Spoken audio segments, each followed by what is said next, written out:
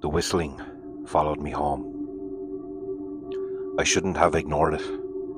That's the truth.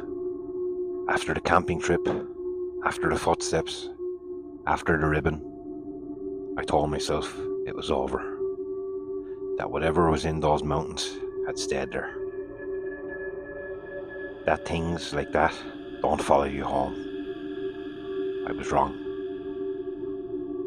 The first night back, I barely slept. Every sound felt louder than usual. The hum of the fridge, pipes in the walls, cars passing outside. Normal things, but my brain wouldn't accept them as normal anymore. Still, nothing happened. No whistling, no footsteps, just silence. By the second night, I started convincing myself I'd overreacted. That fear does that to you, turns shadows into something else. By the third night, I almost believed it. That's when I heard it. Not outside, but inside. I was in bed, lights off, staring at the ceiling. And from somewhere in the apartment, a soft, familiar sound. High, low, high. The whistle. I sat up instantly, every muscle in my body locked. It came back again. Clearer this time. Not muffled through walls. Not distant. Close. Very close. I grabbed my phone and turned on the flashlight. Slowly I stepped into the hallway. My apartment isn't big. Living room, kitchen, bathroom, bedroom. There's nowhere to hide. Nowhere for someone to be without me seeing them. And yet, the sound had come from here. I checked the living room first, empty. Kitchen, nothing. Bathroom, clear. I stood there, breathing hard, trying to make sense of it. Then I noticed something. The window above the sink was slightly open, just a crack. I was sure I'd closed it. I walked over, pushed it shut, locked it. Stood there for a moment listening. There was nothing.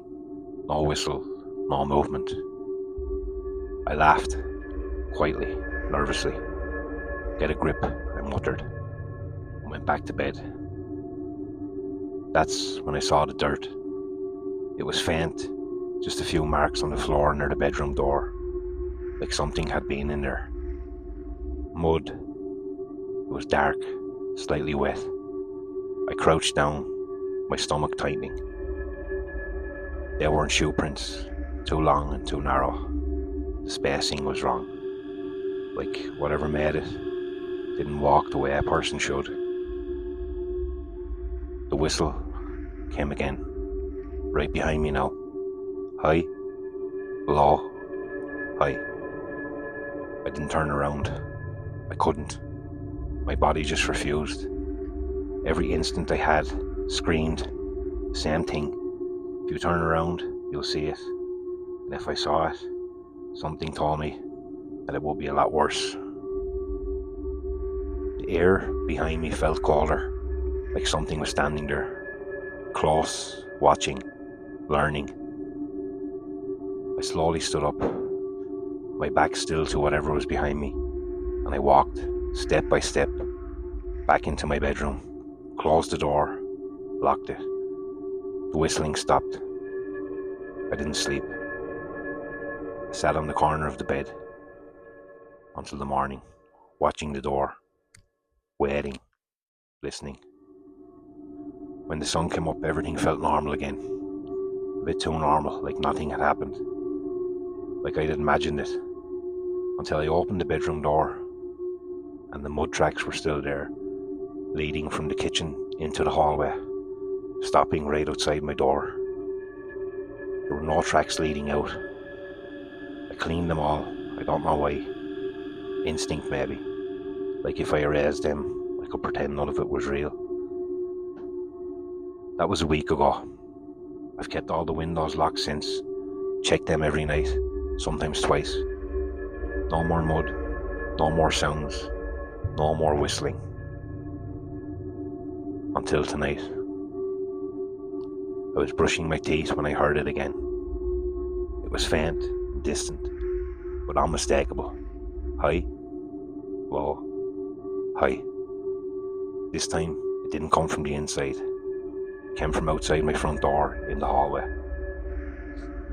I froze, toothbrush still in my hand, listening and waiting. Then came a knock. 3 slow taps. Not loud, not aggressive, just enough to hear it. And then a voice, soft, almost curious, right through the door. Hello? My stomach dropped because I recognized it. It was my voice. Perfect, exact, every tone, every inflection, like a recording. Hello? It said again, a little more confident this time, like it was practicing. And then the whistle. High, low, high. Followed by something that made my blood run cold. Open the door.